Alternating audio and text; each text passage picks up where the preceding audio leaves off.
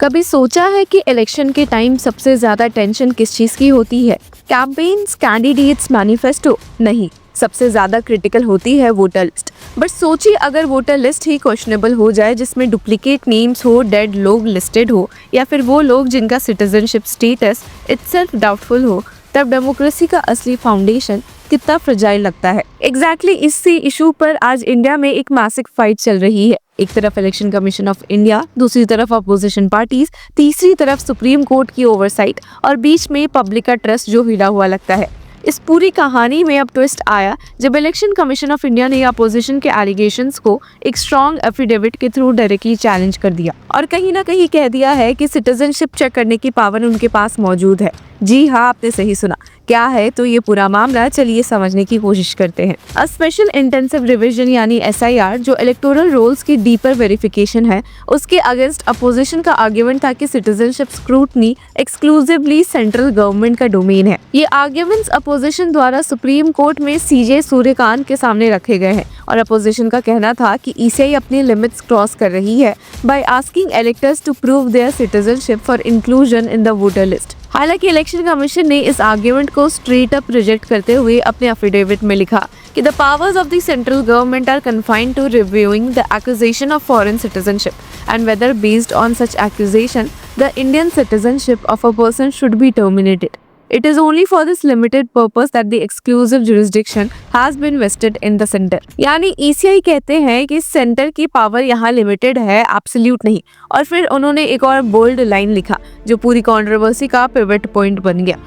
Every other aspect related to citizenship can be inquired into by other authorities. Affidavit के according citizenship act 1955 का section 9 clearly deal करता है termination of citizenship in cases of voluntary accusation of foreign citizenship. तो opposition का ये कहना है कि सिर्फ सेंटर ही कोई भी सिटीजनशिप रिलेटेड इंक्वायरी कर सकता है, ECI के हिसाब से लीगली इनकरेक्ट है। यहाँ से नैरेटिव और हीटेड हो गया क्योंकि अपोजिशन स्पेशली तमिलनाडु, केरला और वेस्ट बंगाल की पार्टीज इंक्लूडिंग DMK ओपनली ये अलेज कर रही थी कि SIR एक्चुअली एक डिसगाइज्ड सिटीजनशिप स्क्रीनिंग है। उनका एलिगेशन था कि election commission electoral roll revision के नाम पर de novo national register of citizens conduct कर रही है और कॉन्स्टिट्यूशनली ये ECI का काम नहीं है। बट कमीशन ने उनको जवाब दे दिया एक्सट्रीमली फर्म टोन में, कहा कि the SIR exercise is not meant to determine the status of citizenship और फिर क्लैरिफाई किया कि even if you assume without conceding it is only the center which can appraise citizenship.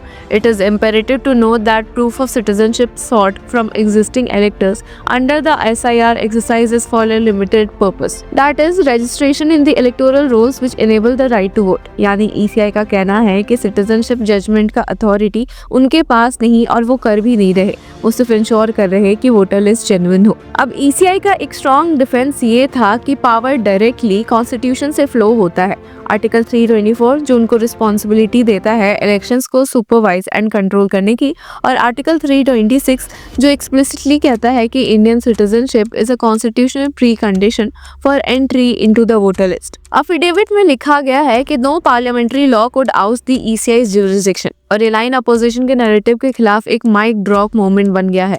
Commission का कहना है कि इवन पार्लियामेंट का article 327 के अंडर लॉ मेकिंग पावर भी ECI के प्लेनरी सुपरवाइजरी पावर के साथ अलाइन रहनी चाहिए, उसको ओवरराइड नहीं कर सकती।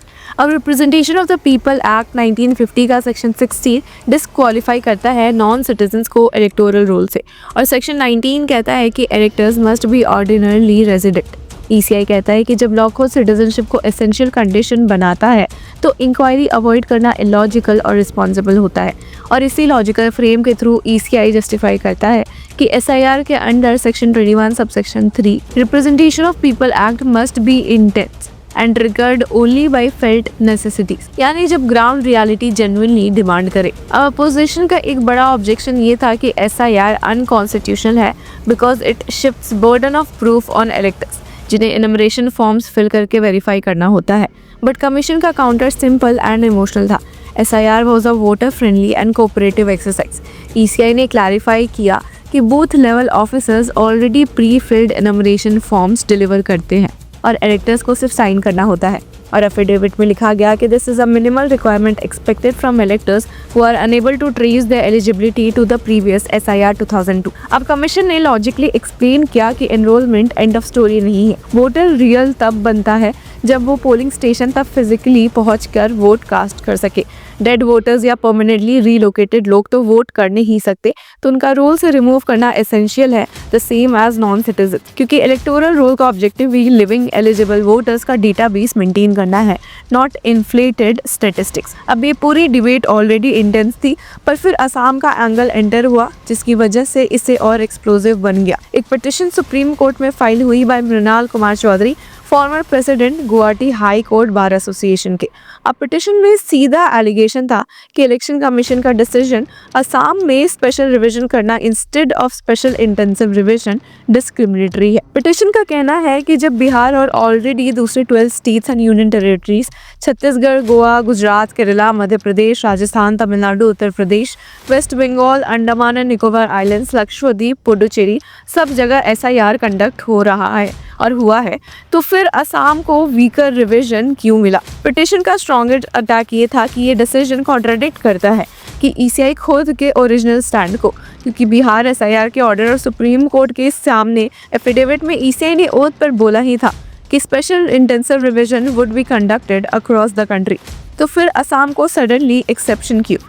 यहाँ से पब्लिक ने भी कहना शुरू किया कि ECI के एक्शंस पर ही इनएक्शन पर भी उंगलियां उठ रही है। अब पिटिशन इलीगल इमिग्रेशन के हिस्टोरिकल कंटेक्स्ट को भी हाईलाइट करता है। लेफ्टिनेंट जनरल SK सिन्हा के रिपोर्ट और former union home minister Indrajit Gupta के ऑफिशियल स्टेटमेंट्स रिकॉर्ड करते हैं कि between 40 to 50 lakh illegal immigrants were living in Assam as early as 1997। Petition के according lakhs of illegal immigrants अभी भी असम में रह रहे हैं।